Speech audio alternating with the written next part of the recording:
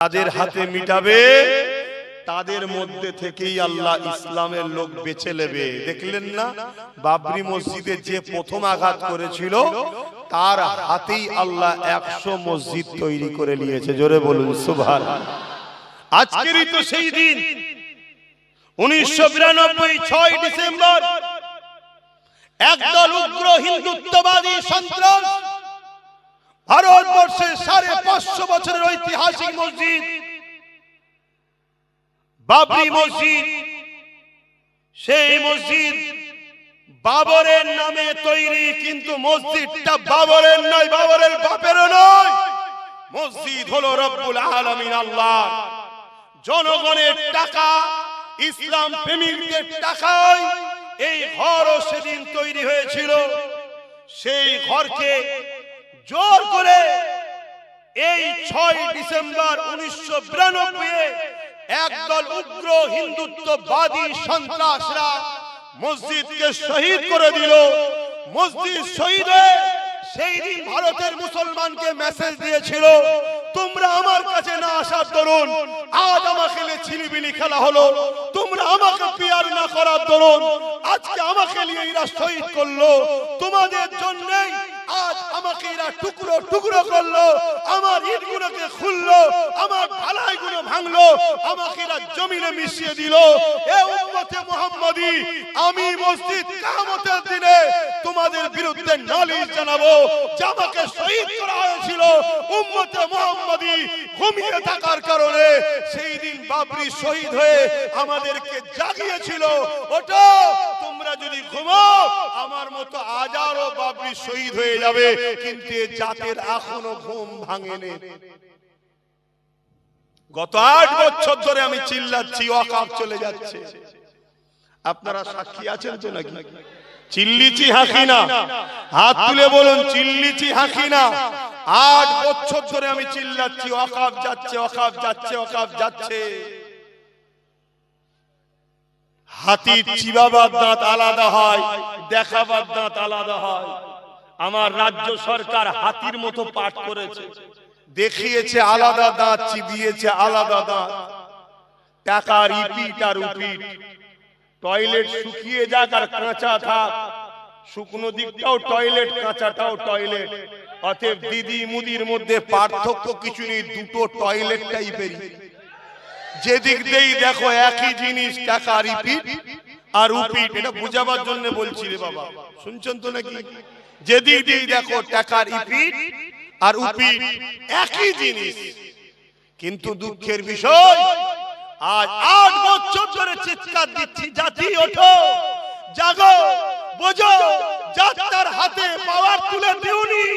তোমার লিয়া পাওয়ার নিয়ে তোমার শিল, তোমার নুরা, তোমারই মসজিদ ভাঙলো, তোমার কবরস্থান ভাঙলো, তোমার খানকা ভাঙলো, তোমার কবরস্থান ভাঙলো। আল্লাহ তোমায় ছেড়ে দেবে না গো। এটা তো তোমাকে আল্লাহ দিয়ে পরীক্ষা নিচ্ছিল, দেখি কি করে।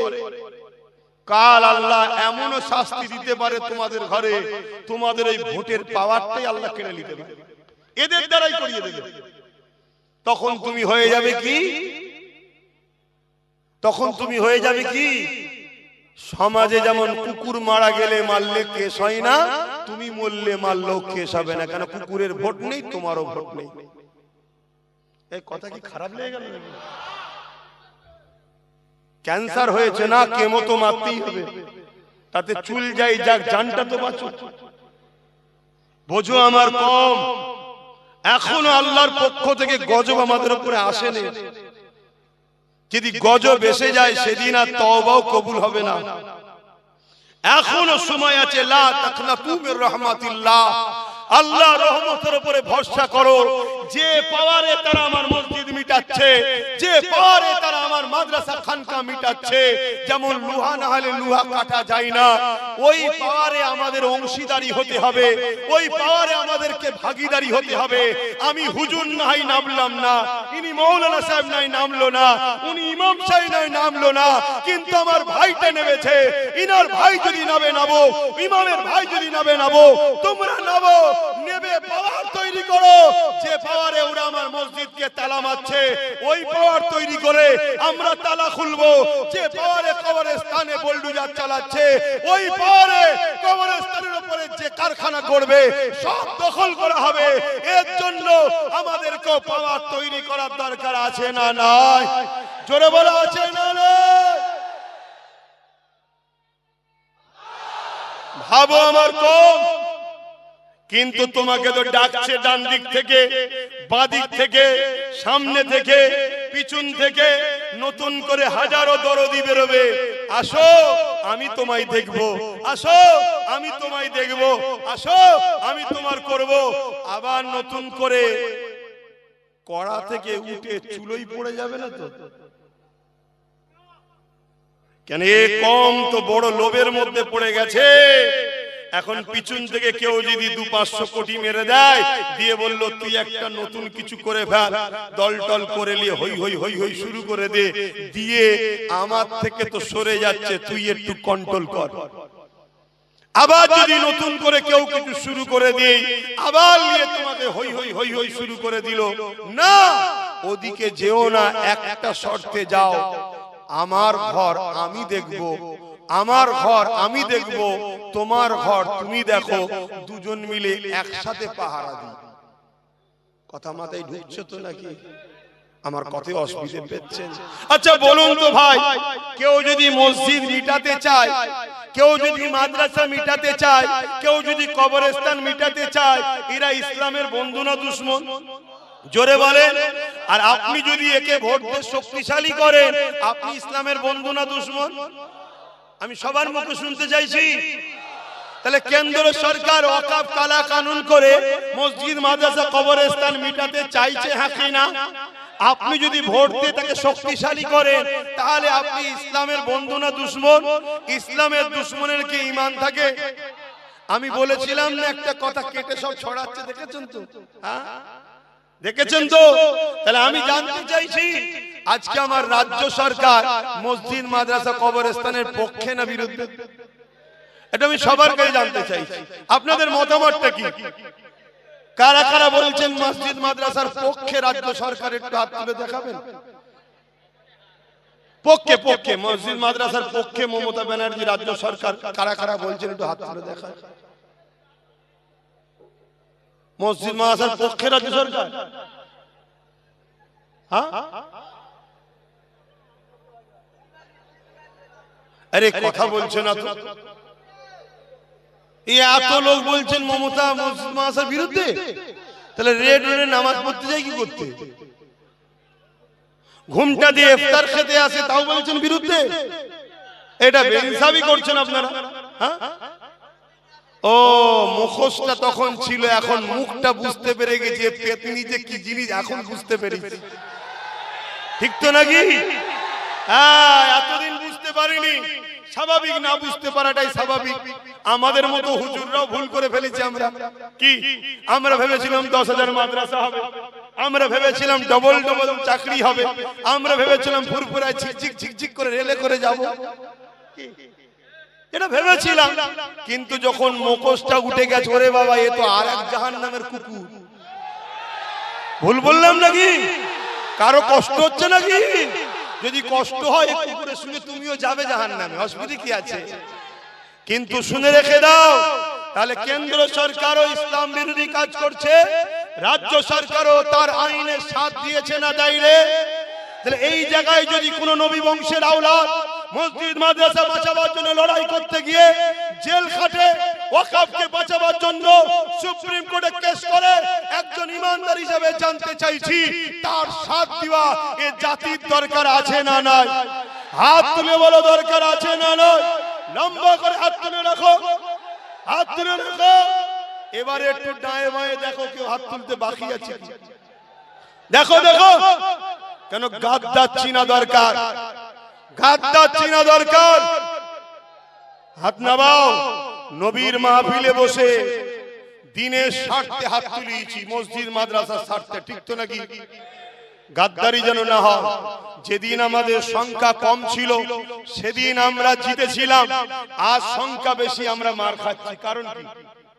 বদরে মাত্র 313 জন ছিল। ওই দিন বিজয় আমরা পেয়েছিলাম। উহুদের ময়দানে 700 জন ছিল। লড়াইয়ের শেষ কিন্তু বিজয় আমরা পেয়েছিলাম। খন্দকের যুদ্ধে আমাদের সংখ্যা কম ছিল, বিজয় আমরা পেয়েছিলাম।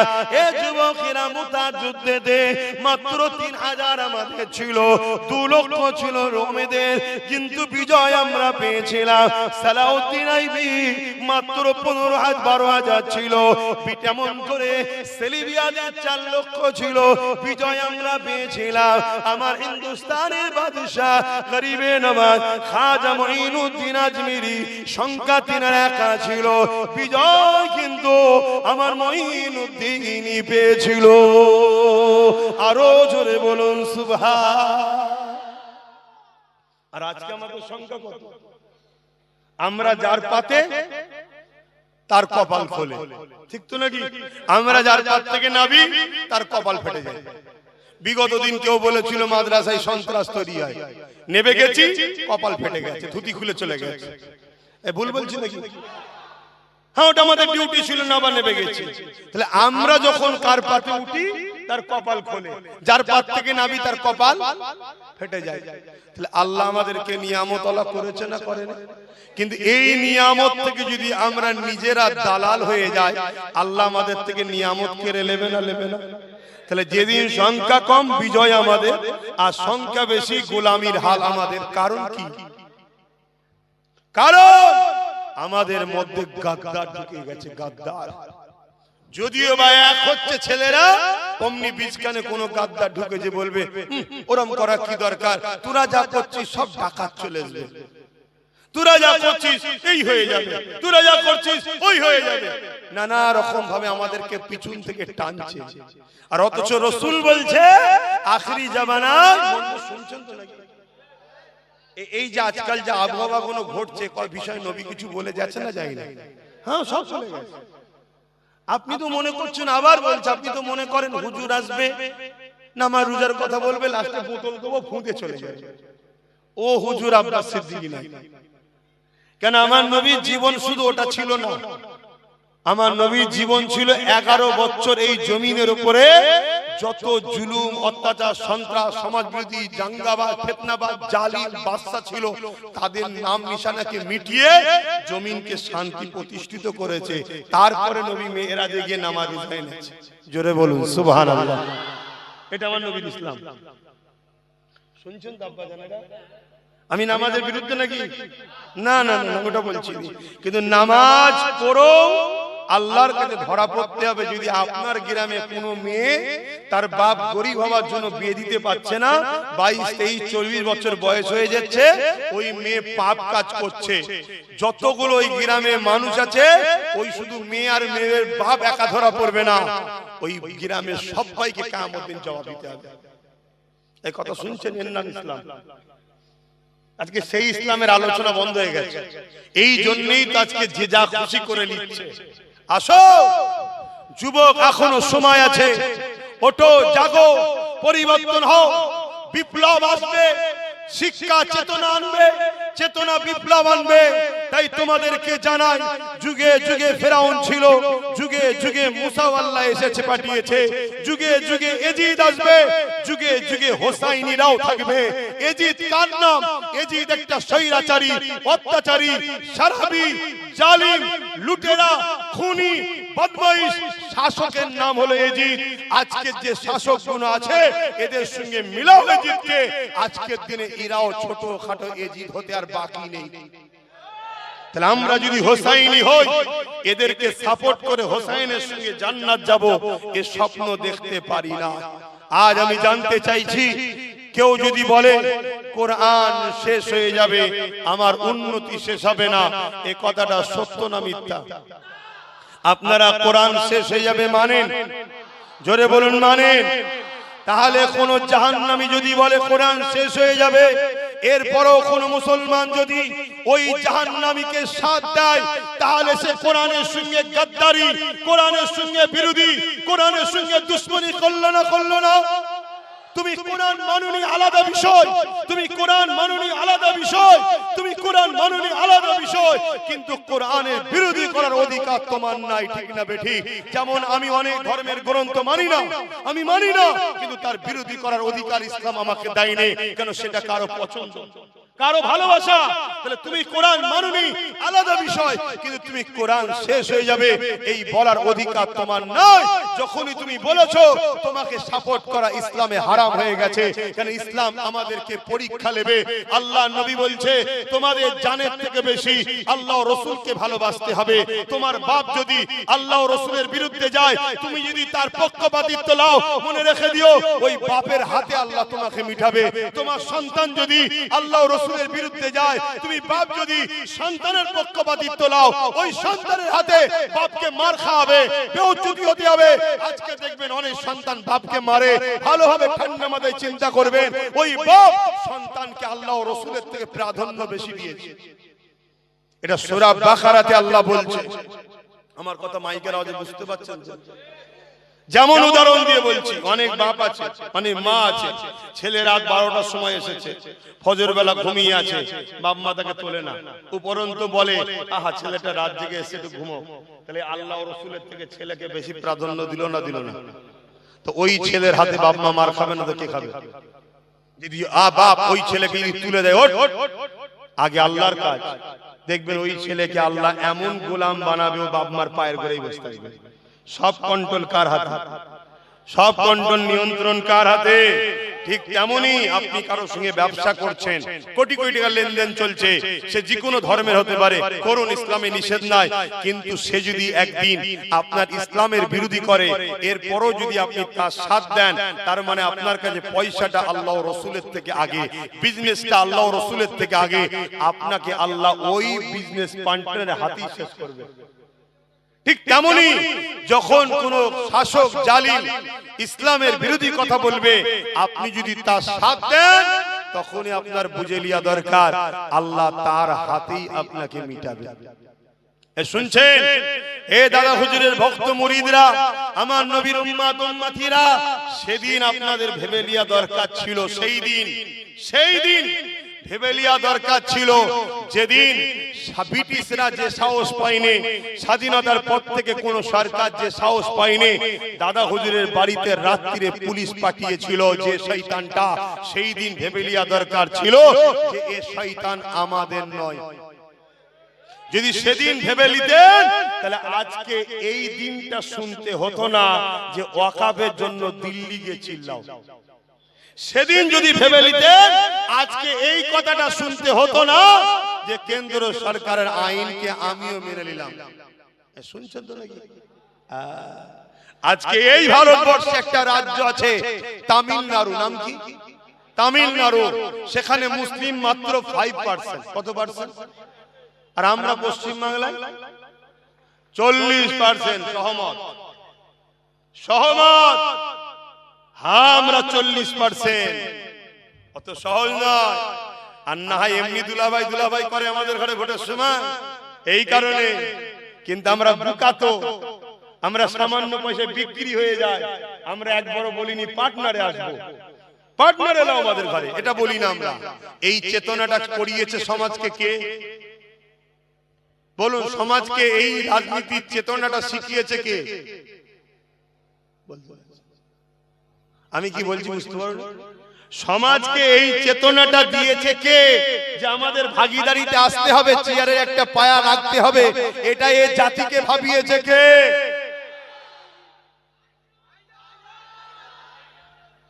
আজকে তো অনেক বেরোবে, দেখছে তো ভালো লাইন এসে গেছে, এখন সব ঝুপঝাপ করে লাভ মারতে যাচ্ছে। কেন?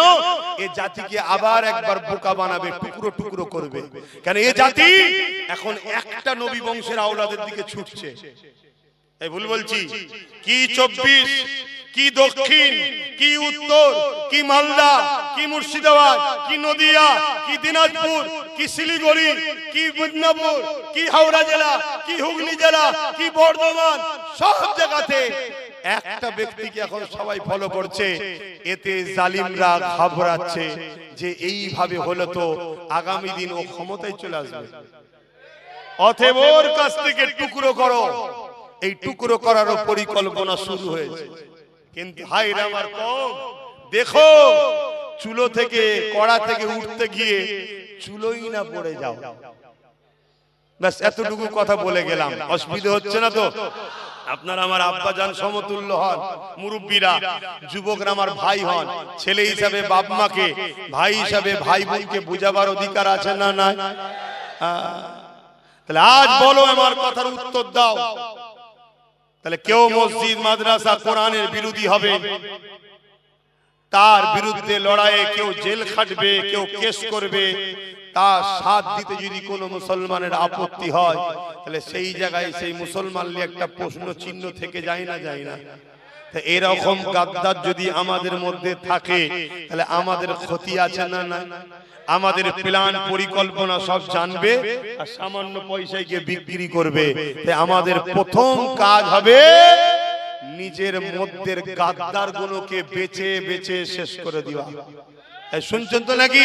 হ্যাঁ, ওপেন বলে যাচ্ছি, নিজের মধ্যে গাদ্দার গুলোকে বেছে বেছে শেষ করে দিবা, তবে তোমরা কামিয়াবি পাবে, তার আগে পর্যন্ত পাবে না।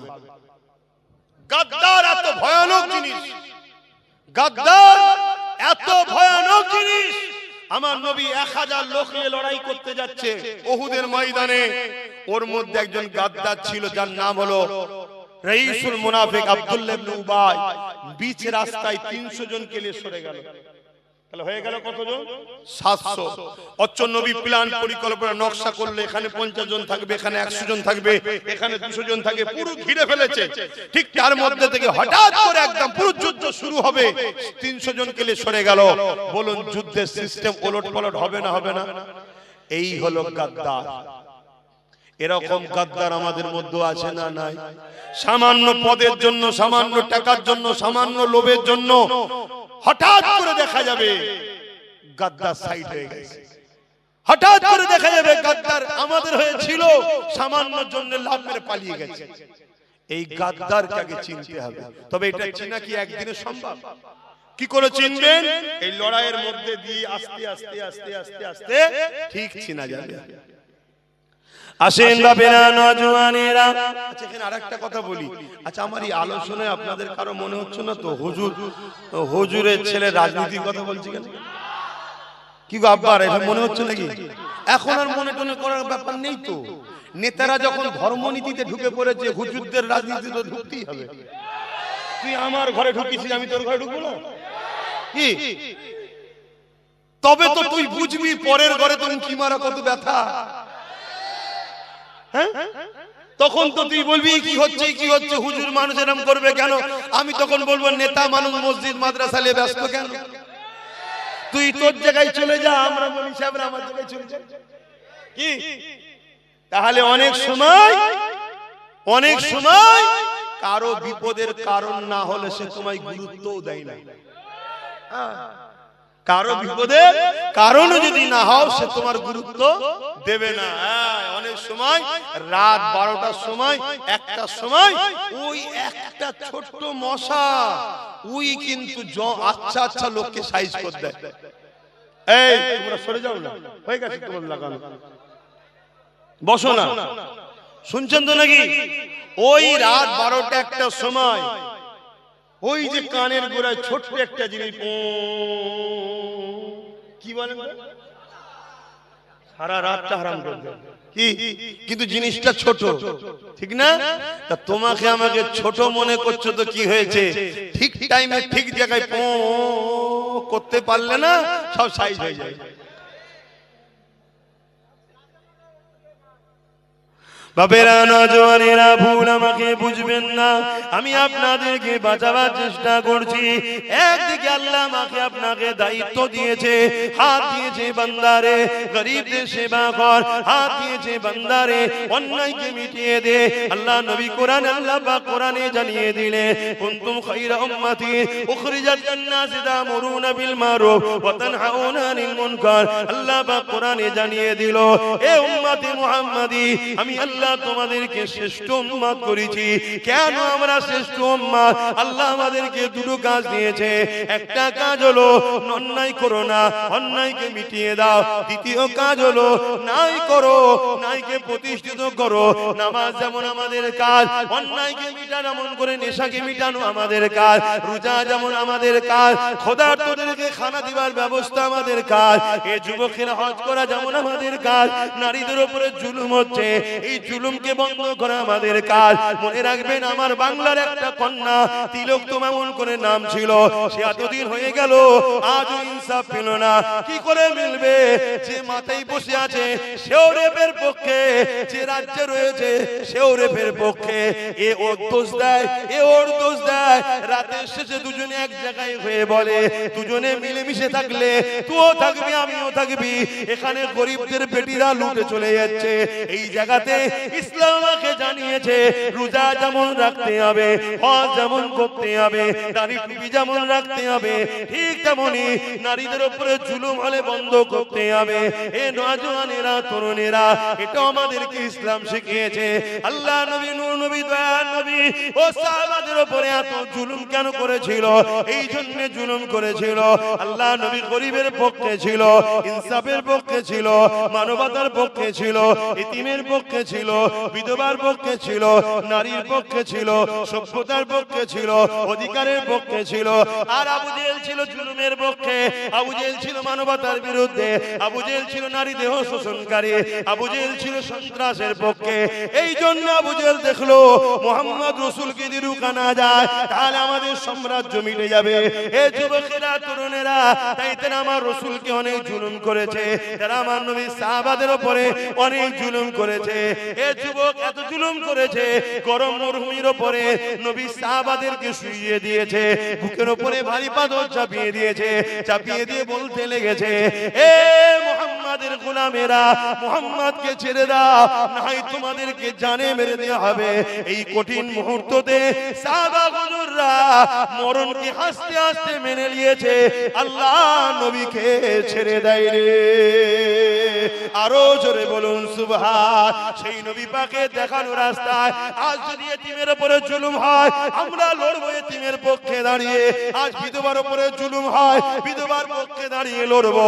আজ যদি হিন্দু হোক, আদিবাসী, সাঁওতাল হোক, কোন গরিবের উপরে যদি বেইনসাফি হয়, তার পক্ষে দাঁড়িয়ে আমরা লড়বো। এ যুবকেরা, তরুণেরা, আজ মানুষের অধিকারের জন্য আমরা লড়বো। কেন? এটা নবী পাকের সুন্নাত। নবী বললেন, মান আহাব্বা সুন্নতি, যে আমার সুন্নাতকে ভালোবাসলো, ফাকাদ আহাব্বানি, সে আমাকে ভালোবাসলো, যে আমাকে ভালোবাসলো, কানা মাই ফিল জান্নাত, সে আমার সাথে আল্লাহ পাকের জান্নাতি হয়ে যাবে। আরো জোরে বলুন সুবহান।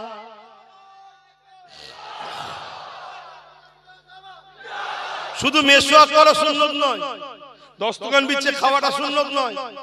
এখন তো সুন্নত শুধু এগুলো হয়েছে, শুনছেন তো নাকি? এগুলোর থেকে অনেক বড় বড় সুন্নত হলো জালিম শাসকের বিরুদ্ধে লড়ে আল্লাহর জমিন, আল্লাহর সৃষ্টিকে নিরাপত্তা রাখার নাম ইসলাম। এটা আরো বড় সুন্নত নবীর। তাহলে আজকে বলো, আমার নবীর সুন্নতকে বাঁচাবার জন্য গরিবের পক্ষে দাঁড়িয়ে, বিধবার পক্ষে দাঁড়িয়ে, এতিমের পক্ষে দাঁড়িয়ে, অসহায়ের পক্ষে দাঁড়িয়ে আমরা জালিমদের বিরুদ্ধে লড়তে কারা রাজি আছি? আল্লাহকে সাক্ষী রেখে হাত তোলো। লড়তে রাজি আছেন? রাজি আছেন? হাত নামান। তাহলে লড়তে যখন রাজি আছেন, আজকের ফেরাউন আপনারও বুকে ভারী পাথর তুলতে পারে, আজকের নমরুদ, আজকের আবু জেহেল, উতবা, সাইবা আপনাকে জেল দিতে পারে, মারতে পারে, ঘর ভাঙতে পারে, কেস দিতে পারে। আপনারা এগুলো সহ্য করতে পারবেন? জোরে বলুন, পারবেন তো নাকি? যদি পারেন তাহলে এগিয়ে আসেন, আর যদি বলেন পারবো না, পরকালে জাহান্নাম সহ্য করতে পারবেন? তাহলে এখানে মার খান। যে কোনো এক জায়গায় তোমায় মার খেতেই হবে। নবীর মার খেয়েছে ইনসাফকে প্রতিষ্ঠিত করতে গিয়ে। হযরতে মূসা আলাইহিস সালাম মা শিশুবেলায় নৌকোতে করে, যে কাঠের বাক্স করে মায়ের মমতার কোল থেকে বেরিয়ে চলে যেতে হয়েছে। বড় হয়ে নিজের মুরগি মিশর ছেড়ে তাকে রওনা দিতে হয়েছে। 40 বছর নিজের এলাকা থেকে বাইরে থাকতে হয়েছে। আমার নবী মুহাম্মদ সাল্লাল্লাহু আলাইহি ওয়াসাল্লাম যাকে না বানালে কিছুই বানাতো না, মক্কা ছেড়ে দিয়ে ইয়াসরিবে হিজরত করতে হয়েছে। আর তুমি বলছো আমি পারবো না, তাল মিলিয়ে চলবো, তোমার পরকাল কামিয়াবি। জোরে বলো। এতদিন গায়ে হাওয়া লাগিয়েছো খুব, এতদিন ছিল হাতের মুঠোর মধ্যেই, কিন্তু নিজে হাতে তো ফসকে দিয়েছো। এবারে এই মসজিদ মাদ্রাসা ওয়াকাফকে ফিরাবার দায়িত্ব তোমার আমার। যদি ফিরাতে না পারো আল্লাহর আযাবের জন্য অপেক্ষা করো। আল্লাহ ছেড়ে দেবে মনে করেছো? এবারে আল্লাহর আযাব ভূমিকম্প হয়েও হতে পারে, আসমান থেকে কোনো কিছু পড়ে হতে পারে, কঠিন কঠিন ভাইরাস বিমারে হতে পারে, বা জালিম হুকুমতদের দিয়ে আমাদেরকে মেরে দিতে পারে। আমার কথা ওপেন বাবা, অসুবিধা হচ্ছে নাকি? আর যদি বলো যে না ভুল হয়েছে, তওবা করো। যে পথে ওরা দখল করেছে ওই পথে গিয়েই আবার ফিরিয়ে আনো। দ্বিতীয় কোন পথ আমার জানা নেই, তোমাদের থাকে বলো। তাসবিহ পড়বেন, সুবহানাল্লাহ সুবহানাল্লাহ সুবহানাল্লাহ সুবহানাল্লাহ সুবহানাল্লাহ ওয়াকাফ চলা ওয়াকাফ চলা হয়ে যাবে। হ্যাঁ, তাহলে তো আমার নবী পাক সাল্লাল্লাহু আলাইহি সাল্লাম হাত তুললেই তো হয়ে যেত সব। আল্লাহ আমি দুনিয়ায় এসেছি, আবু জেহেল, উতবা, সাইবা, উমাইয়া সব মরে যায় যেন আল্লাহ। অনেকে বলে হুজুর বদ্ধ করেন না, মরে যায়। যদি মরে যেত তাহলে বেলালের ঈমান পরীক্ষা নেবে কি করে? আমার কথা বুঝছেন তো নাকি? না আওয়াজ ভুল হচ্ছে? কিছু ভুল হচ্ছে নাকি? এলা ঝিমিয়ে গেলি কেন রে বাবা? ভুল হচ্ছে। তোমরা তো অনেক হুজুরের ওয়াজ শোনা মৌলী সাহেব বাবা, আমাদের থেকে বড় বড় মাওলানা আল্লাহ করে, তোমরা কত ওয়াজ শুনেছে। ভুল বুঝুনি, আমাকে পরিবর্তন হও, এখনো সময় আছে, এখনো সময় আছে। আমরা সবাই মিলে নবী বংশের আওলাদের পাশে দাঁড়াবো। সে গিয়ে বুঝাচ্ছে দলিতদের ঘরে, দলিতদের বুঝাচ্ছে। দলিতরাও বিপদে আছে না? না, তাদের কত পিটিয়ে পিটিয়ে মেরে ফেলছে, তাদের ঘরে তো খুন করছে, তাদের তো পড়াশোনা থেকে নেবিয়ে দিচ্ছে। তারা যে বুঝাচ্ছে, সে যে বুঝাচ্ছে মতুয়াদের ঘরে। আমরা তো এতদিন জানতাম মতুয়ারা ভারতীয়, কিন্তু দিদি মুদি মিলিয়ে আমাদেরকে জানিয়ে দিল মতুয়ারা হলো বাংলাদেশি। কথা বুঝছেন না? অথচ মতুয়াদের ঘরে আগের সরকার অনেক ফ্যাসিলিটি দিয়েছিল। এই আসার আগে যে সরকার ছিল মতুয়াদের অনেক উপকার করেছিল বাবা। বিশাল বিশাল কলোনি, রাস্তাঘাট কি করেছে না করে না? হ্যাঁ, আমাদের না করলেও ওদের করেছিল, আর ওরাই রাতারাতি ঝাঁপ বেঁধে দিয়েছিল। এখন ভাবলো হয়তো আরো কিছু পাবো, কিন্তু ঝাঁপ মারতে গিয়ে দেখা যাচ্ছে বাংলাদেশি হয়ে গেছে। কিন্তু এরপরও মতুয়া ভাইদের সঙ্গে আমরা বন্ধুত্ব করব, ঠিক না বেটি? আমার ভাই গিয়ে বুঝাচ্ছে, ভাই তোরা যেখানে বেশি তোরা দাঁড় করা, আমরা 20-30% 25% আছি, তোদেরকে সাথ দিচ্ছি। যেখানে দলিত বেশি তোরা দাঁড়া, আমরা 15-20-30% আছি, তোদেরকে সাথ দিচ্ছি। যেখানে আদিবাসী বেশি তোরা দাঁড়া, আমরা 20-30% আছি, তোদেরকে সাথ দিচ্ছি। জল জঙ্গলে সব আদিবাসীরা আছে না? আবার যেখানে আমরা বেশি, যেমন দেখুন গাই হারুয়াই, এসব জায়গায় আমরা বেশি না, এখানে আমরা দাঁড়াবো। তোরা যা আছিস 15-20% আমাদেরকে সাথ দে, এখান থেকে আমরা বেরোই, তোরা ওখান থেকে বেরো, মিলে মিশে একসাথে আমরা শক্তিশালী হব। কেন গরিবরা আজকে বড় বিপদে। তাহলে এই জায়গায় সবাই সবার সাথ দিচ্ছে, তোমরা কি তোমার নিজের ভাইয়ের সাথ দেবে? কি গো, আর না 500-1000 এসে গেলে বিক্রি হয়ে যাবে? হ্যাঁ, ঠিক বলছো? মনে কষ্ট হচ্ছে আমার কথা শুনে? আমার কথাই কারা সহমত? আরো একবার হাত দিয়ে তুলে দেখাও, ভাইয়ের সাথ দেবে তো? ঠিক বলছো তো? কোনো লজ্জা টজ্জার ব্যাপার নেই। ইফতার পার্টির নামে ইসলাম বিদ্বেষীদের নিয়ে বেরুজাদের নিয়ে গুজে গুজে তরমুজ খাওয়ানো হচ্ছিল। হ্যাঁ, তখন মনে হয়নি এটা ধর্ম নিয়ে কি হচ্ছে। আব্বাস সিদ্দিকী বলাতে কষ্ট হচ্ছে। হ্যাঁ, আমি তো এখনো সহ্য করে আছি, আমি আরো কিছু পারি করতে, আরো বলতে পারি। কথা বুঝে আসছে? কত কি হয়েছে আমার ধর্মকে নিয়ে। তখন মনে হয়নি যে নবী দিবসের মেম্বার, বিশ্ব নবী দিবস মেম্বারে ফাসেক ফাজিল বেহুদা পিশাব করে পানি নিতে জানে না, তাকে তুলে নিয়ে হই হই করেছে না করে না? আর নবীর ঘরের ছেলে নবীর মেম্বারে বসে নবীর উম্মতকে নবীর দ্বীনের দুশমনদের বিরুদ্ধে বোঝাচ্ছে, তো সমস্যা হচ্ছে কেন? এরপরে যদি কোনো মুসলমানেরই আমার কথায় সমস্যা হয়, জানবেন এই হলো আমার জাতির মধ্যে গাদ্দার। কথা মাথায় শুনছে? আর ওই গাদ্দার নিয়ে আরো একটা কথা বলে যাচ্ছি, শোনেন, মুসলমানের বেটা নিজের ক্ষতি করতে পারে, কোনদিন দিনের দুশমন হতে পারে না।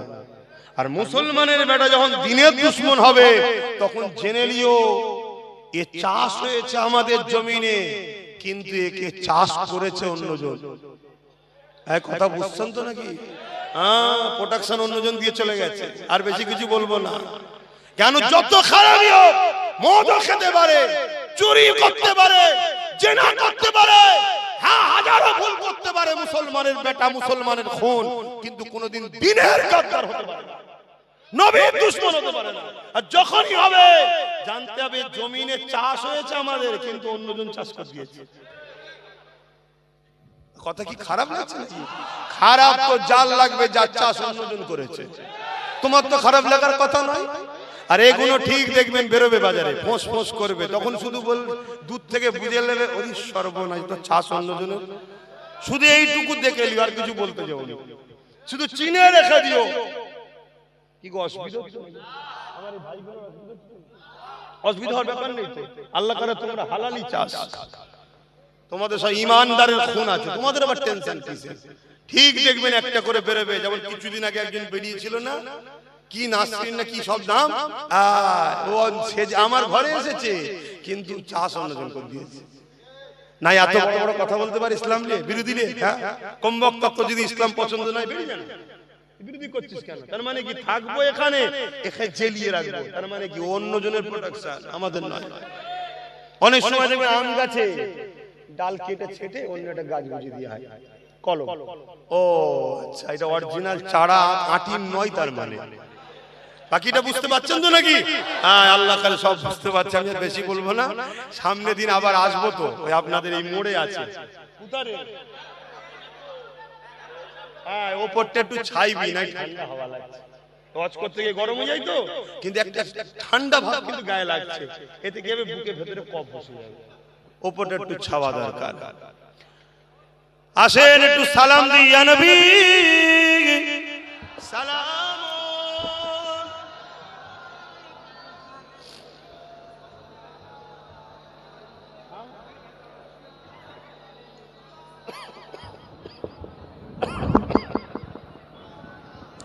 বাপজান আমার, এতক্ষণ ধরে যা কিছু বলছি আল্লাহ রসুলের পক্ষে দাঁড়িয়ে বলছি না বিরুদ্ধে? এটা আওয়াজ দেন না ভাই। পক্ষে বলতে গিয়ে কার ঘর থেকে কল্লা আলাদা হচ্ছে, কার হাত কাটছে, কার কি হচ্ছে, সব দেখার সময় আছে ভাই? হ্যাঁ, কথা এটা। আমাদের সঙ্গে কোন ধর্মের লোকেদের ঝগড়া নাই, আছে নাকি? সবাই আমরা বাপ আদম মা হওয়ার ছেলে মেয়ে, আমরা মিলেমিশে থাকবো, কারবার করব, ব্যবসা করব, লেনদেন করব, দেশ চালাবো, সব চলবে। কিন্তু বাপ কেউ যদি আমাদেরকে প্রসাদ খাইয়ে কাফের বানাতে চায়, তার সাথে লড়াই হবে না? হবে না? আজকে বুকে হাত দিয়ে বলুন, ইরাদের চক্রান্ত আমাদেরকে বেঈমান বানাবে। কারণ ঈমান যতদিন আছে কোন মায়ের বেটা আমাদেরকে মিটাতে। এই সালাউদ্দিন আইয়ুবীর জীবনী শুনেছেন তো? 12,000 মাত্র 4 লক্ষের বিরুদ্ধে। আরে আমার দাদা হুজুরকে দেখো না, কলিকাতা শহীদ মিনারে দাঁড়িয়ে এক হুঙ্কার দিয়েছিল, দিল্লি থেকে বড় লাট এসে বলছে, বাবা আবু বকর, ফুরফুরার হযরত আবু বকর সিদ্দিক, আপনি যেটা বলবেন সেটা বড় মসজিদের পাশ দিয়ে আর এসব বাজনা টাজনা বাজানো হবে না। দাদা হুজুর বলেছিলেন মসজিদ বড় ছোট নয়, সব আল্লাহর ঘর সমান। দাদা হুজুরের জীবনী দেখো, কেন ঈমানের পাওয়ার। এ যুবক, ঈমান তৈরি করো, আর ঈমান তা তত মজবুত হবে যে যত বেশি আল্লাহ রাসূল কোরআন ইসলামকে ভালো